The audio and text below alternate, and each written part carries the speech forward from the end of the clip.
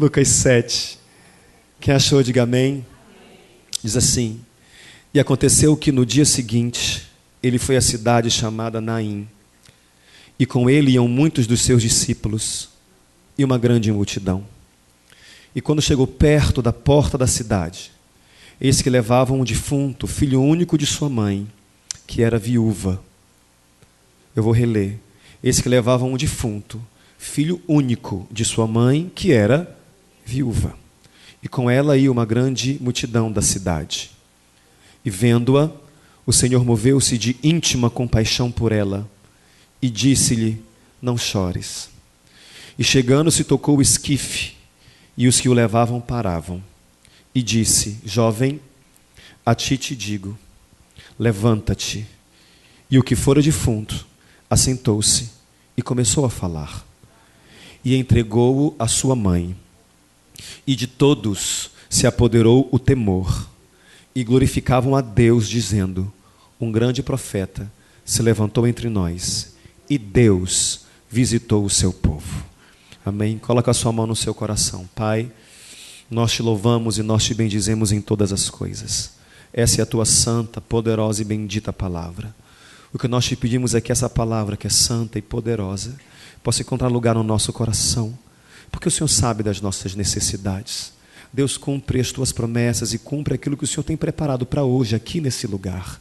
Que tudo aquilo que tente nos roubar de receber o que o Senhor tem para nós, não tenha poder no nosso meio, mas que o teu Espírito Santo fique à vontade para fazer a obra que é toda e somente dele.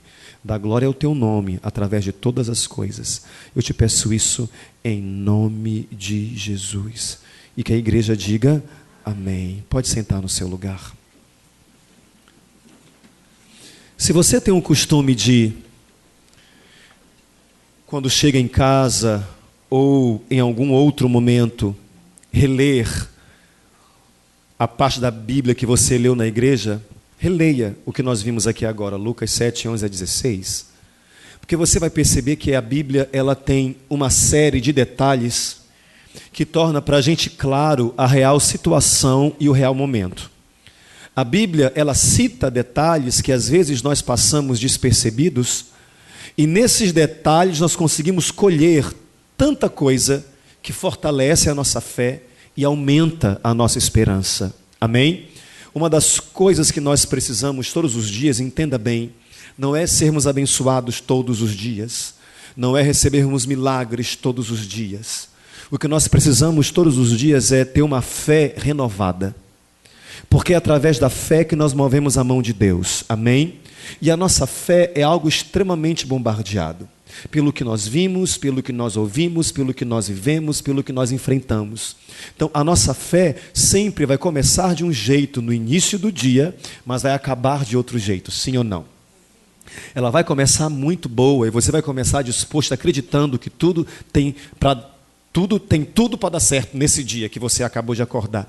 Só que ao longo desse dia, o que você vai ouvindo e o que você vai recebendo de pessoas e as mensagens que você vai lendo e os conflitos que você vai se permitindo viver vão de alguma forma diminuindo e abalando a tua fé, e no final do dia ela nunca vai ser a mesma coisa.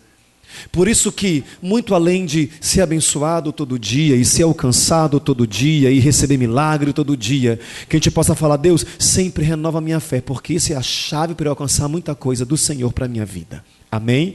E a Bíblia fala que a fé vem pelo ouvir essa palavra. Ela tem muitos detalhes que nos fazem ser renovados e fortalecidos. Por isso eu gosto muito de sempre entender o contexto de tudo que nós estamos lendo, para saber o que de fato aconteceu nessa situação conflitante que Jesus estava aqui vivendo e enfrentando. Eu quero lembrar com você de Jesus e da rotina dele. Rotina é uma coisa que a gente procura de todas as maneiras manter saudável. E se tem uma coisa que a gente precisa ao longo da nossa rotina, é de algo chamado descanso, sim ou não? A gente precisa parar para descansar. A gente precisa tirar férias. A gente precisa viajar. Amém? Para o maior bom. A gente precisa viajar. A gente tem que sair, a gente tem que desopilar. É uma necessidade para todo mundo. Não é uma questão de capricho. Eu preciso descansar e você também, ou não? Tem semanas que são tão puxadas, cheias de problema mesmo, conflito, que você está assim, parece que, meu pai, essa semana não foi uma semana boa. Ou esse dia não foi um dia bom. Tem períodos que não são tão maravilhosos, que cansam a gente. O que você precisa? Descansar. Você precisa dar uma parada na sua rotina. Só que a rotina de Jesus não tinha parada. A gente vê em um momento ele parando para dormir, e quando ele dorme, acordam ele. Que foi quando ele estava lá no barco, e o barco começou a se bater tudo, e as ondas altas, e aquele desespero, e o Pedro chegou: Senhor, o senhor não está vendo que a gente pode morrer? Ele acordou meio bolado, mandou parar o mar, mandou parar o vento, virou para os discípulos: vocês, bando de gente sem fé. Todo mundo: não estamos mais aqui. Mas só que você vê o tempo todo ele ligado, 24 horas. Ele falava com pessoas, e para muita gente, pregar para uma multidão. Quando não era com multidão, era com os discípulos, ensinando, orientando, ou em poucos, ou em muitos. E quando ele tinha um momento para poder descansar, ele parava para orar. Ia se isolar, ia orar. Eu não consigo imaginar, depois de um dia cansativo, de uma rotina puxada, conseguir orar com tanta veemência, porque o que eu quero mesmo é deitar e dormir. E acho que não sou só eu. Ah, pastor, o senhor sim, daí? Eu, hein? Sou não oro o tempo todo? Não, não. Tem hora que não rola, que parece que eu não consigo conexão, o Wi-Fi está meio fraco. Tem hora que flui normalmente.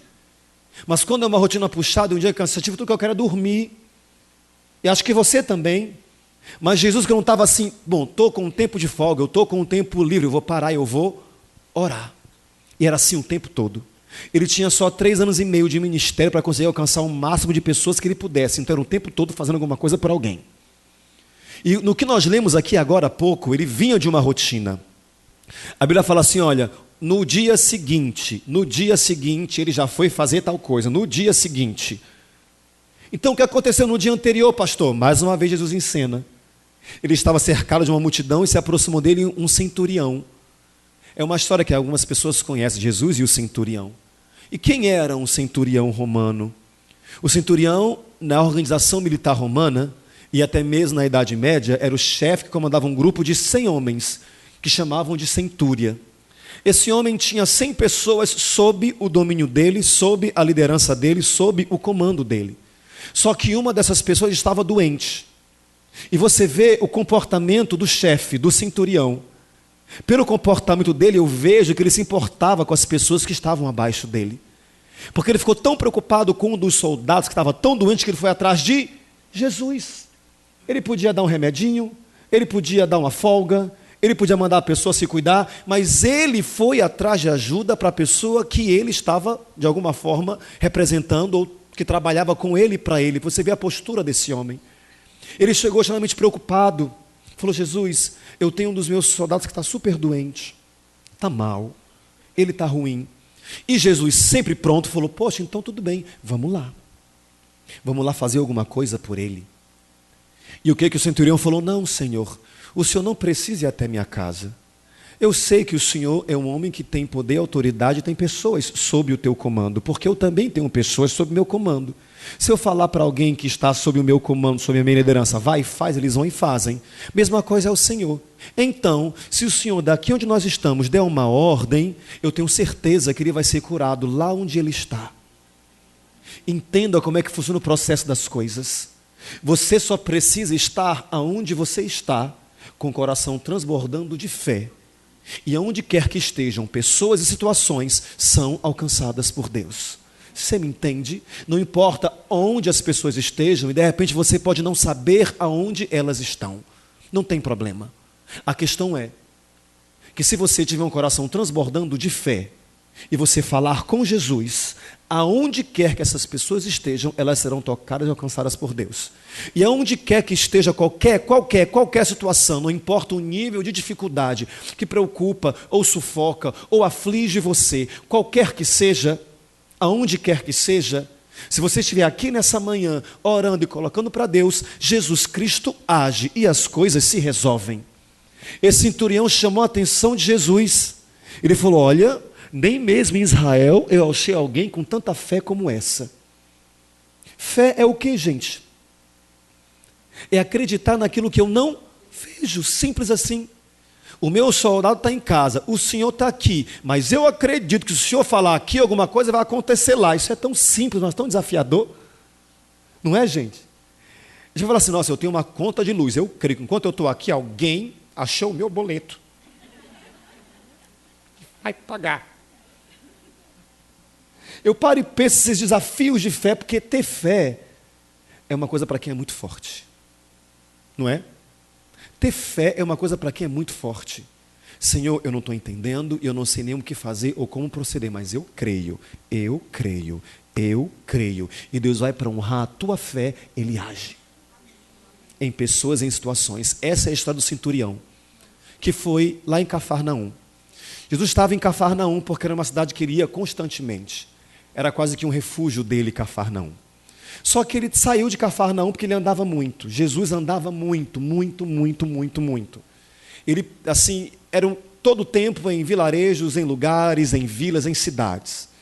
Quem ainda não foi em Jerusalém, quando você for lá em Israel, porque quem nunca foi ainda vai em nome de Jesus, você vai ver que é fácil fazer tudo de carro ou de ônibus. Não é uma distância muito longe, só que a pé é uma coisa mais complicada. Ele fazia tudo a pé. Ele saiu de Cafarnaum em direção a Naim. Vamos para Naim? Vamos. Ele não explicou por que ele ia para Naim. As pessoas simplesmente estavam no embalo. Vamos para Naim, ele quer ir para Naim. Vamos. Oh, mas Naim é uma cidade tão sem graça, não tem nem shopping. Naim não tem o que a gente vai fazer. Naim as coisas fecham cedo, não tem nada para comer, uma cidade velha sem graça. Naim é o interior. Daqueles bem assim atrasados. O que a gente vai fazer em Naim? Vamos para Naim. Ah, se ele vai, todo mundo vai. Ele saiu de onde ele estava em Cafarnaum, ele foi para Naim. Eu quero muito que você preste atenção no meu raciocínio, que é um raciocínio que não é uma suposição, é um raciocínio bem lógico. A viagem entre essas duas cidades é equivalente a 70 quilômetros aproximadamente. Essa viagem a pé demora cerca de 10 horas em um ritmo lento.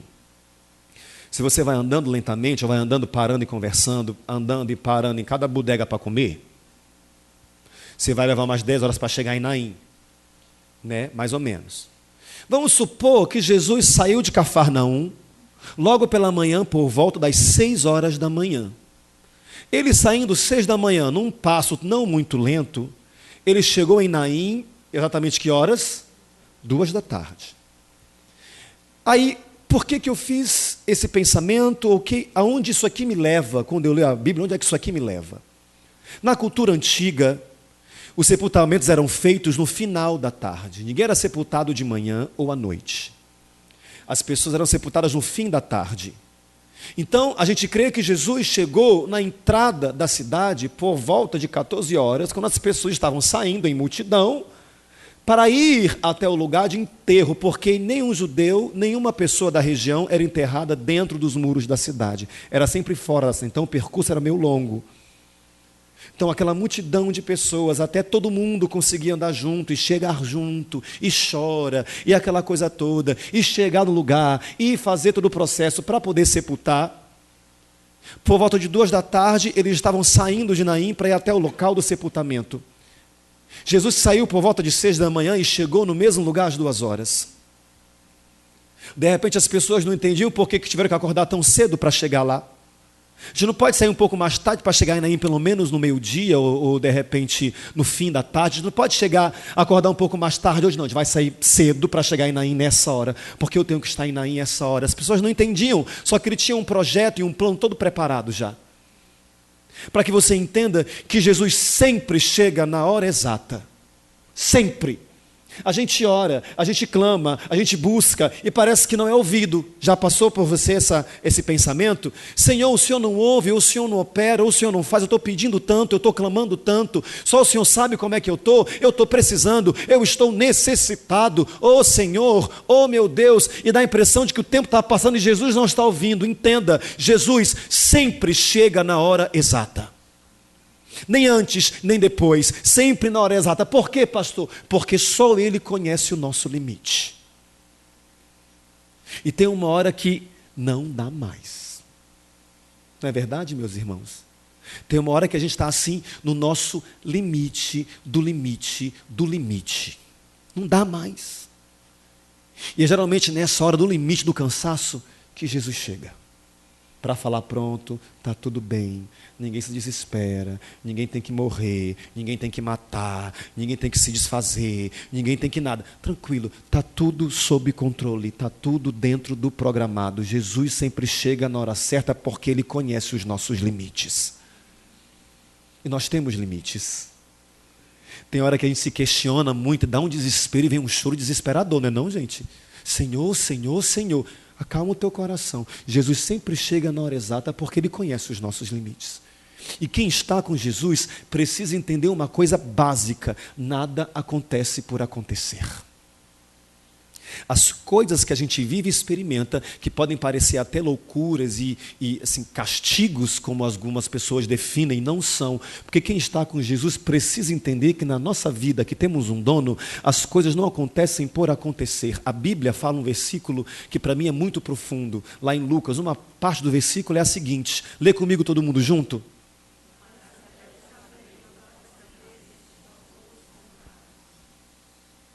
Quem consegue ter noção de quantos fios de cabelo tem na cabeça de alguém é porque cuida muito desse alguém.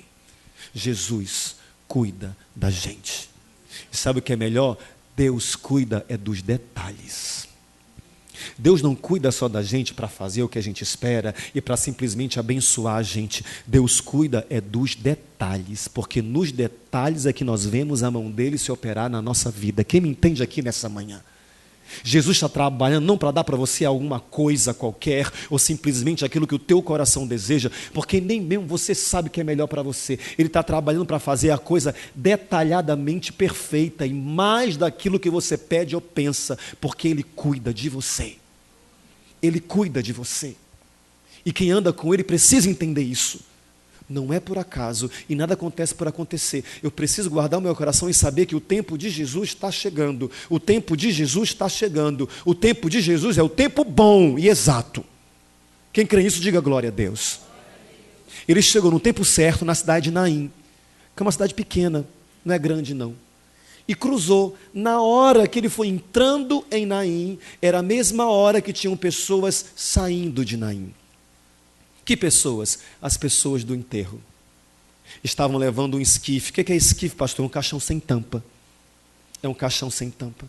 As pessoas estavam saindo, era um contraste. Jesus chegando com a multidão, de repente sorrindo, brincando, contando alguma coisa engraçada para poder se abancar em Naim, e confrontadamente uma outra multidão vindo, chorando, lamentando, padecendo. Aí se chocaram um de frente com o outro. E nessa procissão de pessoas que iam para o enterro, a Bíblia fala que tinha uma viúva que prosseguia em um cortejo para enterrar seu filho. Só que entenda o que nós lemos não era apenas uma viúva qualquer, porque ser viúva já não era bom. Só que uma pessoa viúva se apoiava nos seus filhos. Porque uma pessoa viúva, na época, para a realidade, entenda bem, não é a nossa cultura que tem amparo. Ah, que bom, tem amparo, ela pode muito bem encontrar uma outra pessoa e ser feliz. Não! Era uma pessoa literalmente largada pelo governo, pelo Estado, pelas pessoas. Era uma pessoa assim à margem da sociedade. Ela ia ter que viver agora de ajuda se alguém desse. Se alguém desse. Então o que ela fazia? Se apoiava nos filhos, porque os filhos trabalhavam e tinham renda. Só que a Bíblia fala que quem morreu não foram um dos filhos. O que nós lemos? Ai, meu irmão lascou. A mulher viúva tinha um filho e o que ela tinha morre. E agora? Ninguém. Nada, nem ninguém. Ela estava literalmente desamparada. Ser uma mulher viúva nos tempos de Jesus era o desmerecimento por ser primeiro uma mulher, que ela não tinha muita voz nem vez. Mulheres eram basicamente máquinas reprodutoras, que cuidavam dos seus filhos e das suas casas e honravam seus maridos. Já não tinha esse benefício, essa facilidade por ser mulher. Já tinha um descrédito de não ter o quê? Marido. Não tinha marido. Então as pessoas já olhavam e ia sair, piriguete. Cuidado com ela. Já olhavam ruim, que a cultura era pesada, pesada. E o desespero por não ter mais o filho que era o esteio da família, o único que ela tinha. Gente, para e pensa comigo de verdade, sendo assim sincero, sendo cristão como nós somos, sendo de Deus como nós somos, tendo fé como nós temos, o que restava para essa mulher? Naquele momento, chorar. A gente pensa em fé, a gente pensa em Deus, mas nessa hora a gente não lembra. Estou errado? Não é que nós não acreditamos ou não cremos, é porque é uma dor tão ruim que parece que tudo que resta é chorar. E é um choro que parece que não vai acabar nunca mais. O que essa mulher podia agora era chorar e lamentar muito, chorar e lamentar muito, chorar e lamentar muito. Entenda, não se trata de ser fraco ou não ter fé, ou ser de ânimo dobre. Ser de ânimo dobre é aquela pessoa que é uma coisa de dia, outra coisa à tarde, varia. Tenho fé? Não tenho. Quero viver? Quero morrer. Te amo? Te odeio. Gente que tem uns extremos. Alguém conhece alguém que é o extremo assim? Que você fica assim, chega perto pisando em ovos. Olá, bom dia. Reagiu bem, então está de bem com a vida. Então hoje eu falo. Pessoas de ânimo dobre. Entenda, chorar dessa maneira intensa e profunda, chorar, não se trata de ser fraco, não se trata de não ter fé, não se trata de ter ânimo dobre. Trata-se de quando chorar, torna-se tudo o que se tem a fazer no momento. Você não consegue orar? Que já passou por isso. Você não consegue orar? Você não consegue olhar para cima? Você não consegue parar para ouvir pessoas, embora elas queiram te ajudar? Você não consegue parar para tentar encontrar pontos positivos no conflito, na situação? O que você consegue é só chorar. E olha, me deixe, porque eu não consigo nem falar. E se alguém perguntar, como é que tu está? Ai, pior. Mas o que foi? Eu não quero falar. Porque o choro vem e é ruim. Alguém já viveu isso, gente? Em algum momento, em algum estágio da sua vida, além de mim? Não é complicado isso? É ou não é? Complicado. E em um momento de choro como esse, tudo que a gente precisa é de um consolo, né? Não. É alguém que não fale nada, mas esteja lá. Alguém que não fale nada, mas esteja lá. Estou aqui, tranquilo. Uma hora passa, uma hora acaba. Tudo que a gente precisa é de um consolo. Ouça o que eu vou dizer para você nessa manhã. Se você não conseguir orar, se você não conseguir falar, se você não conseguir ter fé, se você não conseguir recorrer a Deus, se você não conseguir nada, fica tranquilo. Se você só conseguir chorar, fica tranquilo, porque Jesus entende o nosso choro como ninguém. Lê comigo o que a Bíblia fala em Salmos. Lê comigo aqui, todo mundo junto, 1, 2, 3. Registra tu mesmo o meu lamento, recolhe as minhas lágrimas em teu odre. Acaso não estão anotadas em teu livro, Senhor? Você não está vendo cada lágrima caindo no meu rosto, não está anotando, tu não está guardando, o Senhor não está com controle de tudo, tá? Jesus sabe que tuas lágrimas são palavras, Ele sabe cada palavra que sai quando cada lágrima cai. Ele entende tanto de choro, Ele entende tanto que o choro pode ser expressão de coração tão doído e tão dolorido, que Ele colocou lá em Apocalipse o seguinte, lê comigo todo mundo junto. Ele enxugará dos seus olhos toda lágrima, não haverá mais morte, nem tristeza, nem choro, nem dor, pois a antiga ordem já passou. Ele vai cuidar do choro da gente. Essa multidão tinha pessoas chorando, mas quem mais chorava era a mãe do menino. Eu imagino a situação dela, e agora? Eu vou enterrar ele, eu vou voltar para casa, mas eu não vou ficar na casa porque eu não tenho como pagar as contas de lá, nem o imposto, nem nada. Eu vou voltar para casa, mas eu vou ter que logo mais sair, procurar o quê? Um lugar para ficar na rua, eu vou ter que ter uma capa para me proteger do sol de dia e do frio à noite, eu vou ter que aprender a pedir esmola, eu vou ter que dar um jeito de tocar uma vida de pedinte, porque eu não tenho mais nada. Depois que eu enterrar meu filho, a minha vida está jogada para nada. E ela chorava por um conjunto de sentimentos que abalava a mente e o coração dela. E a Bíblia fala, eu quero que você leia comigo o versículo 13, todo mundo junto, meus irmãos. E vendo-a, o Senhor moveu-se de íntima compaixão por ela e disse-lhe: ouça o que eu vou dizer para você nessa manhã. Nunca nessa vida ouse pensar que Jesus não sente o que você sente ou não sabe o que você passa. Nunca ouse cogitar a possibilidade de eu estou sozinho nessa, eu estou largado nessa, eu estou desamparado nessa, agora sou eu comigo mesmo, ai de mim se não fosse eu. Nunca pense em situações que de repente roubam a tua paz e a tua alegria, que não existe alguém que lá de cima conhece, vê, sabe e trabalha. Jesus olhou para aquela mulher e falou: não chora. A Bíblia fala que ele se moveu de, não só compaixão, mas de íntima compaixão. Ele olhou aquilo e foi uma coisa que tocou muito profundamente. Você acha que não olha para você e não se toca muito profundamente? Não. Bobagem se você acha que não. Porque situações que você viveu, que você achou que não fosse sobreviver, que era para você ter morrido, você está aqui. Algumas coisas que te fizeram chorar muito, que você falou, agora sinceramente não tem mais graça e nem sentido, eu quero parar. Você continua aqui vivo, em pé, com saúde, de repente não tendo o que você quer, mas tendo o que você precisa, porque o que você quer está a caminho. E por que isso, pastor? Jesus tem cuidado de você e se move de íntima compaixão por você todos os dias.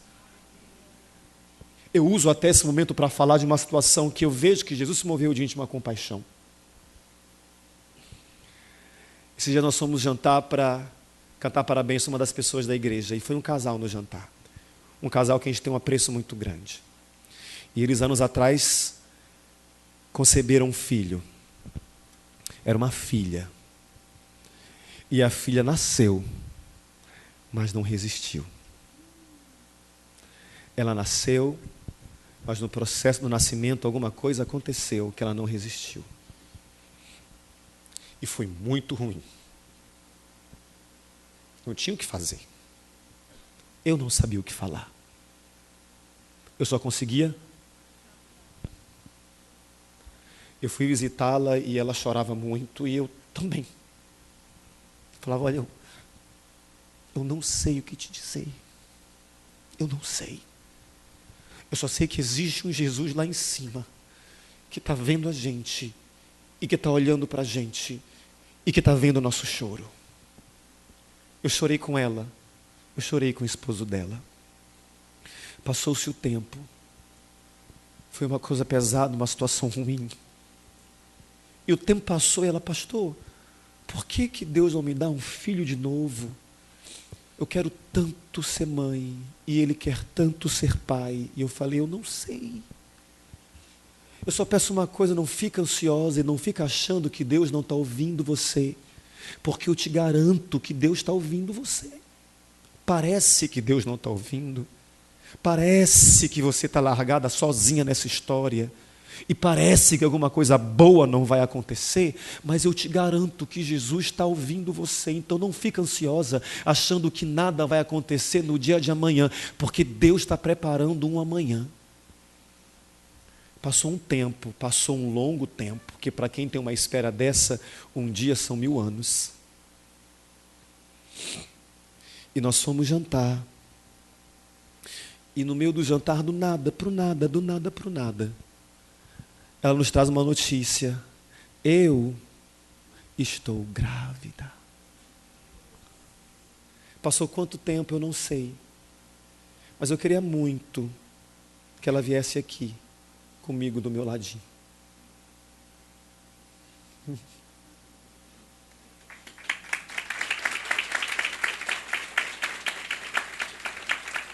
Ei, Jesus.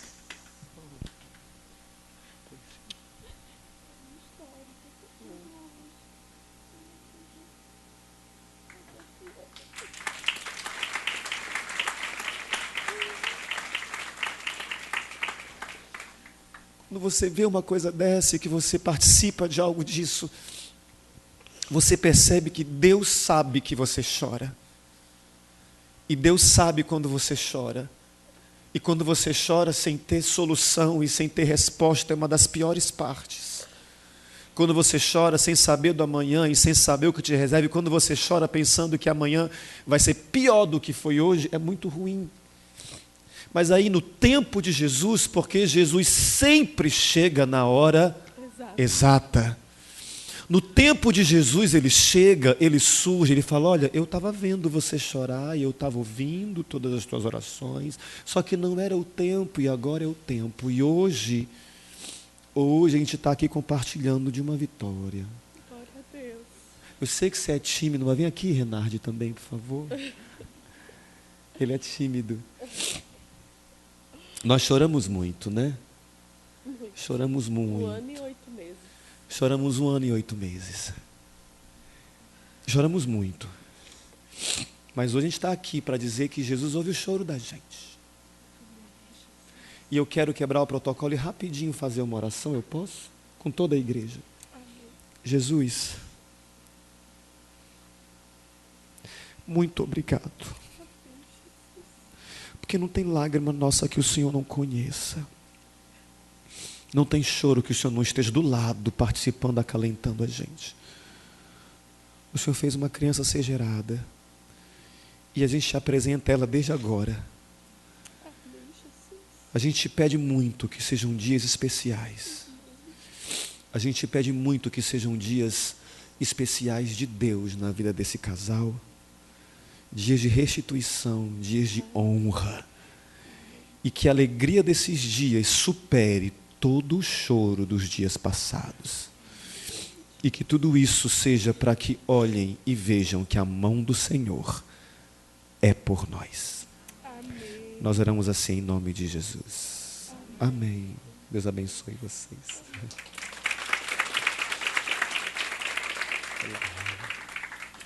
Abençoe.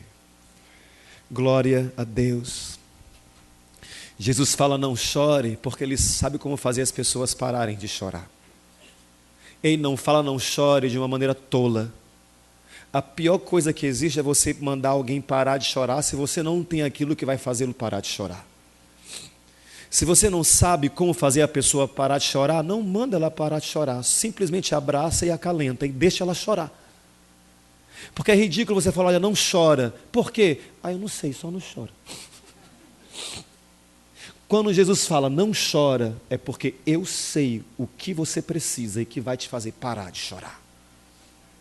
Ele fala, moça, não chora.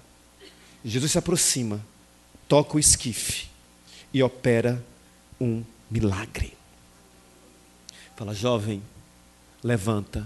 A Bíblia fala que ele levantou e começou a falar. Eu tinha sido colocado no lugar dele, porque eu na mesma hora eu ia morrer de alguma coisa do coração, eu não sei, eu ia morrer. Quando eu vi esse homem de pé começando a falar, conversar de boa, eu falei, minha gente, agora coloca bem aí eu, porque eu tenho 2 minutos para poder desfalecer. Para mim é uma coisa muito estranha, misericórdia. E isso aconteceu. Só Jesus tem o que pode cessar o nosso choro. Você me entende? Você me entende?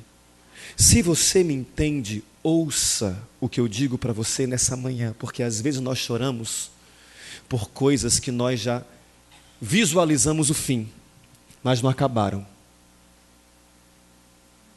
Nós choramos por coisas que nós assim temos uma impressão e uma intenção e uma ideia, isso aqui vai, eu já estou logo, para. Se você crê que Jesus tem aquilo que vai te fazer parar de chorar, não enterra aquilo que não está morto. Não enterra aquilo que não está morto. Porque muitos acontecimentos, situações, circunstâncias, nos fazem enterrar coisas que ainda não morreram. Tem gente enterrando sonho, tem gente enterrando projeto, tem gente enterrando plano, tem gente enterrando esperança. E não chegou o fim dessas coisas não. Tem gente enterrando situações que Deus pode estender a sua mão e mover e fazer um milagre acontecer, porque Jesus pode fazer um milagre acontecer em qualquer pessoa e em qualquer situação, e quem crê nisso, diga amém nessa manhã. E se Ele pode fazer isso, eu não vou me dar o luxo de chorar e enterrar alguma coisa que não morreu ainda. Não enterra aquilo que ainda não morreu. Não abre mão daquilo que você sonha, ou dos teus projetos, ou dos teus planos, ou da tua esperança. Mas eu não estou enterrando, presta bem atenção. Pastor, quando eu enterro algo? Quando eu desisto ou quando eu deixo de crer? Quando eu abro mão e não faço mais questão, eu estou acabando de enterrar aquilo que seria um grande milagre de Deus para a minha vida. Você entende o que Deus fala para você nessa manhã? Tem algumas coisas que você já chorou muito na vida. E por que você chorou muito? Eu já chorei muito, por isso eu não quero nem mais saber. Mas não foi resolvido. E Deus quer te fazer viver vida não pouca, é vida abundante. Por isso nessa manhã, como Jesus fez lá em Naim, para o enterro, porque Jesus chegou trazendo socorro. Jesus chegou trazendo socorro para a gente. Tem alguém que chorou do ano passado para cá? Contando com essa manhã. O que a gente pode fazer? Porque existe alguém? Ele vê o nosso choro. Ele conhece o nosso choro. Nunca nessa vida ouse pensar que Jesus não sabe o que você sente e não sabe o que você passa. Fique em pé no teu lugar nessa manhã.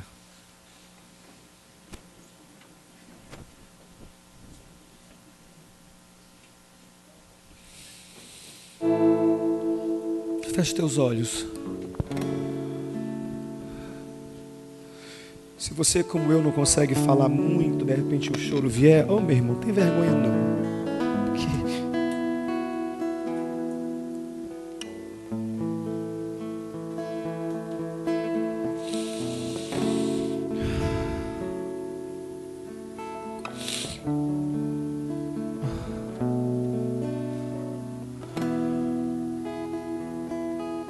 Jesus, eu sei que Tu estás aqui.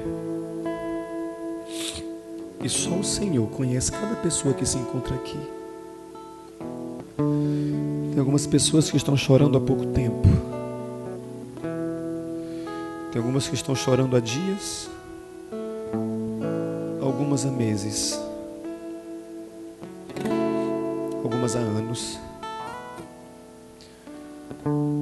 Tem algumas que estão querendo enterrar algumas coisas que as fizeram chorar muito já.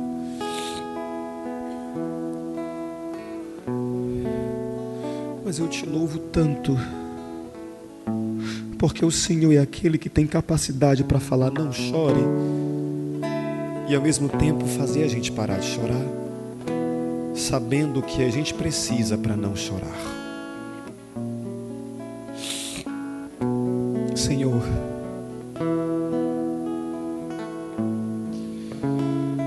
nós precisamos muito da Tua ajuda.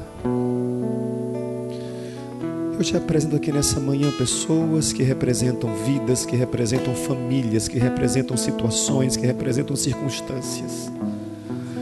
De repente, o que vai fazer alguém parar de chorar aqui, Deus, é a transformação de alguém da sua família. De repente, o que vai fazer alguém parar de chorar aqui é uma porta aberta, porque as portas fechadas são muitas, e isso tem batido desespero no coração dessa pessoa.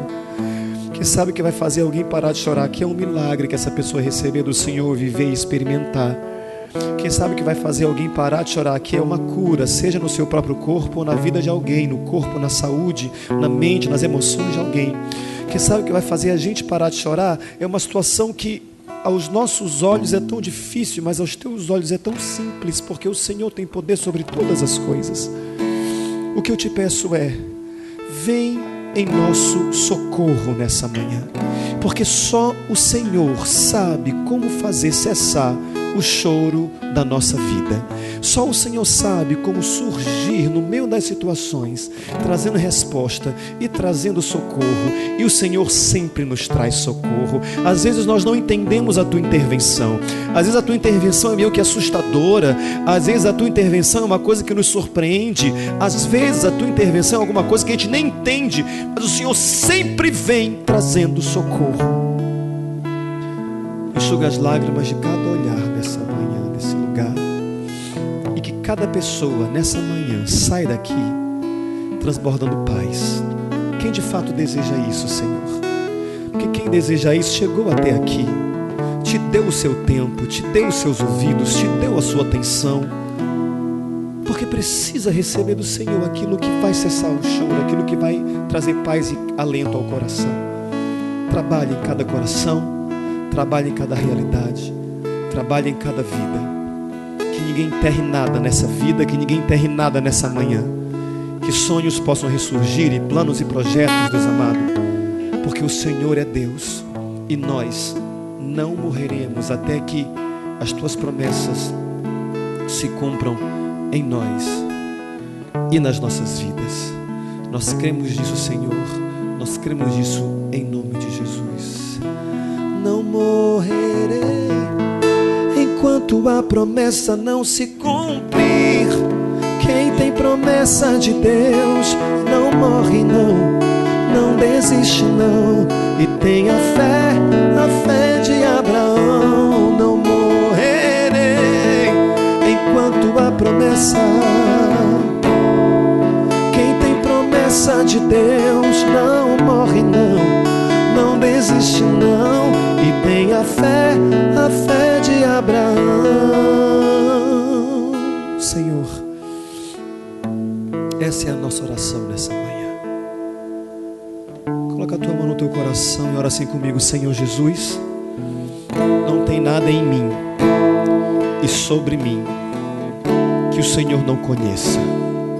O Senhor sabe as minhas alegrias, as minhas vitórias, as minhas conquistas, e também conhece os meus medos, as minhas aflições, as minhas angústias e a minha ansiedade. O Senhor sabe o que me leva ao choro, e só o Senhor tem poder para trazer solução para essa realidade. Não me permite abrir mão ou desistir do que o Senhor tem para mim. Se eu chorar, que eu chore aos teus pés. Me renova, me restaura e me fortalece. Em nome de Jesus. Não senta no teu lugar sem falar para alguém assim, ó, não chore.